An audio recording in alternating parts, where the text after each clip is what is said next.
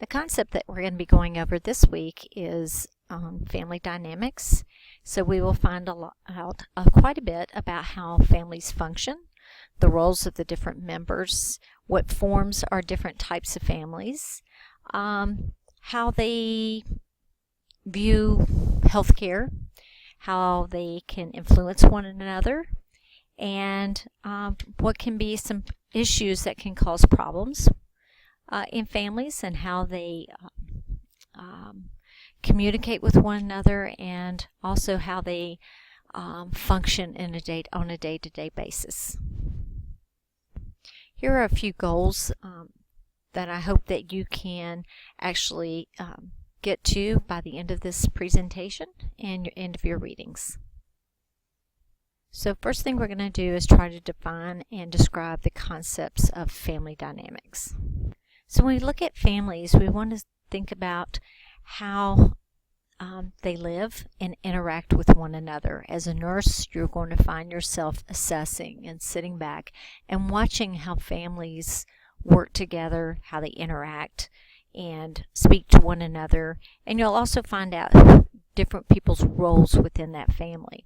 Not all families have each member having the same exact role. Again, families can change the way we are, who we are. They can influence us and how we interact with one another and with the world. When we look at family dynamics, we also want to consider the ages of the individuals in the family, their developmental or their maturational aging.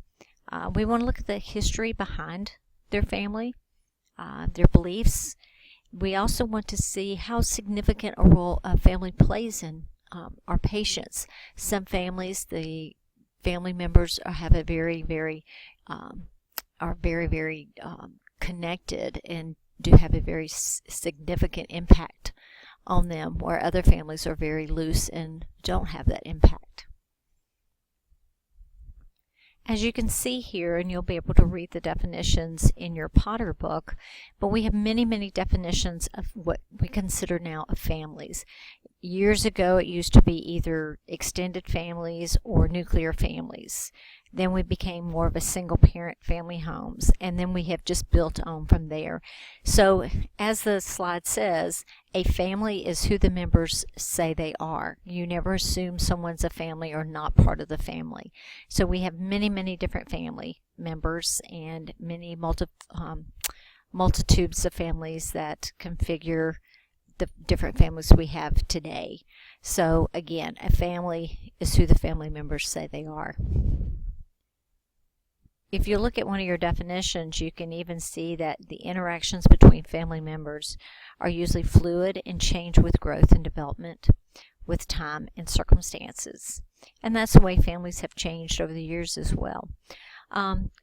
We also want to look at the quality of the relationships, and we're going to also look at the roles that the different members may play. When you think about families that you have been in contact to, you can see where those who have a very positive dynamic, and then you can see those who have a negative or some type of dysfunctional family dynamics. And so that is some of the things that we try to key ourselves in when we're doing assessments and when we're working with our patient and their families.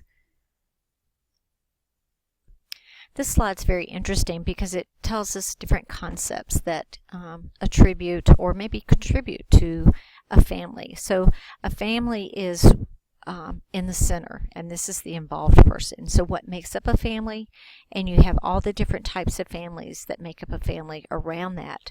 But other things that come in also become a part of the family dynamics is how they interact with one another, with other people. Are they flexible? Are they fluid? Are they very dynamic? Or do we have those who have a communication that's either verbal or nonverbal? So, we look at what makes up a family, but also to the interactions, such as communication and how they interact with one another, but also people outside of their family. Are they very private, closed off, or do they communicate with one another, or does no one really even speak to each other in that family? So we really want to watch that and how they interact. So the next slide, we're going to actually look at how families can expand, but also the interactions between the members of the family. I really like the last slide in this slide because it actually shows you how if a family is made up of two individuals, how they can interact with one another, and then you bring in more family members, and then the roles, new roles are made up. Again, people may start to assign roles, and then again, the roles can change, as it says, over time. Sometimes the child ends up being the parent of the elderly parent. And again, if a healthy family does adapt and adjust to changes and things that may appear, whereas an unhealthy family is not going to adapt or adjust, and they have a lot of problems, and sometimes they will point fingers and make someone the scapegoat. Again, a quality relationship in families should be showing love and support from one another. They support each other, they nurture, they assist, and they also work outside the family unit with society instead of being closed in. When we look at the roles, some people will assume and some people will have assigned roles, and this could be the spouse, or this is the youngest sibling, or this is the older one. The one parent may be known as the disciplinarian, where the other one may be more of the nurturer.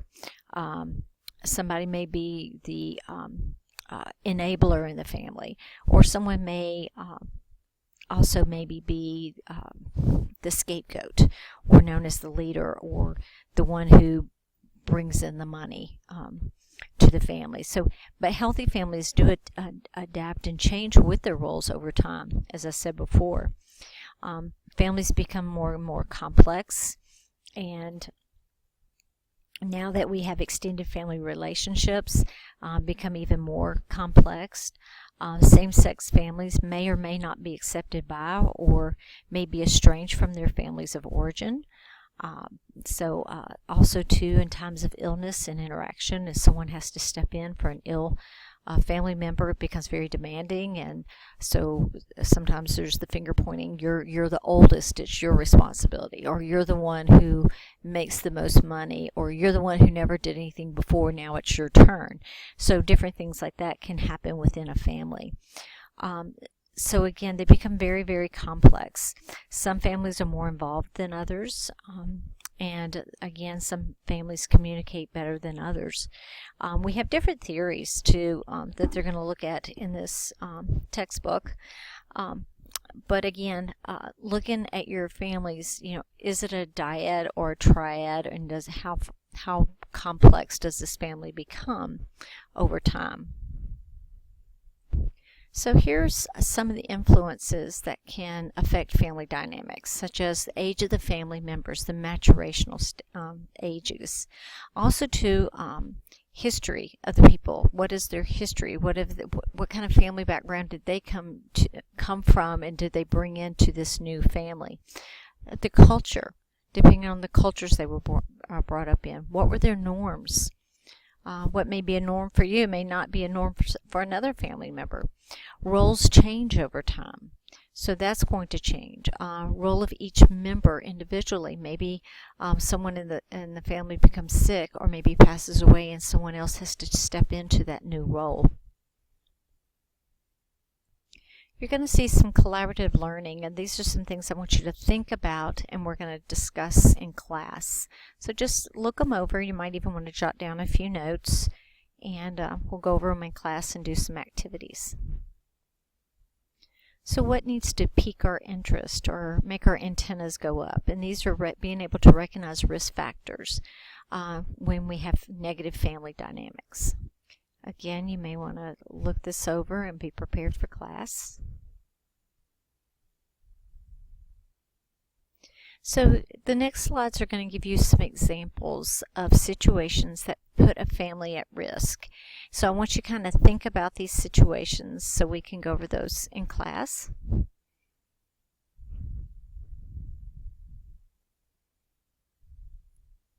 Here's the second one. Here's your third one.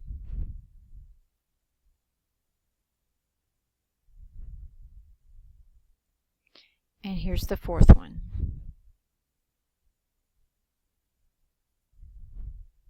Now let's look at ways that we can give more of a help to promote those positive family dynamics. So one of the first things that you want to do is assess.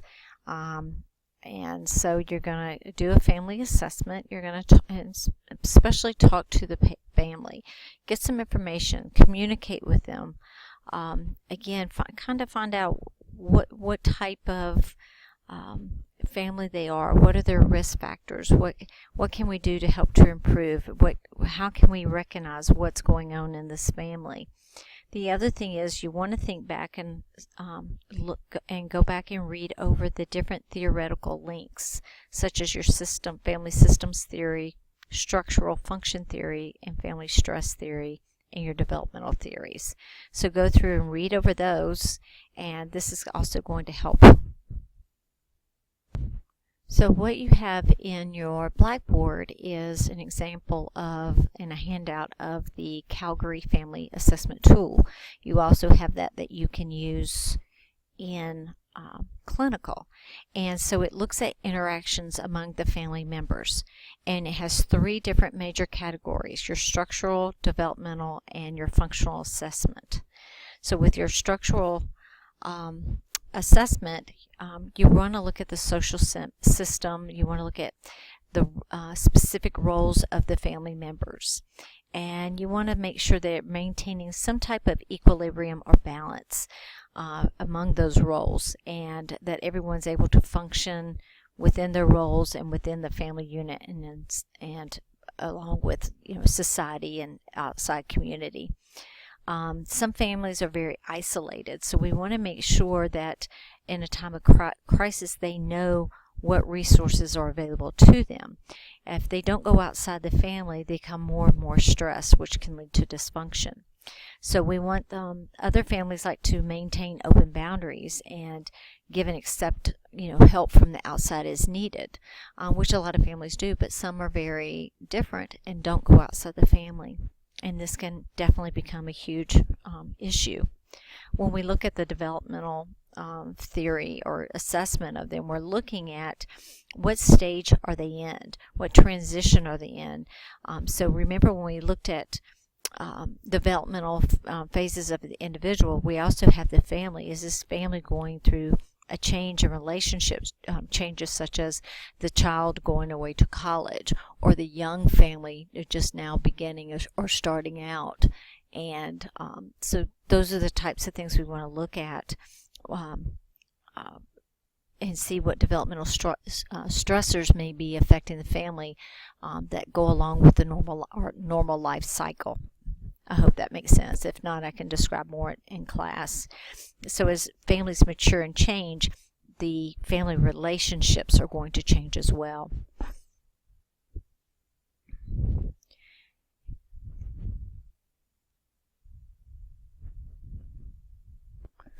So going back over our structural assessment, we want to look at the members of our family, and then what relationship, how do they interact with one another?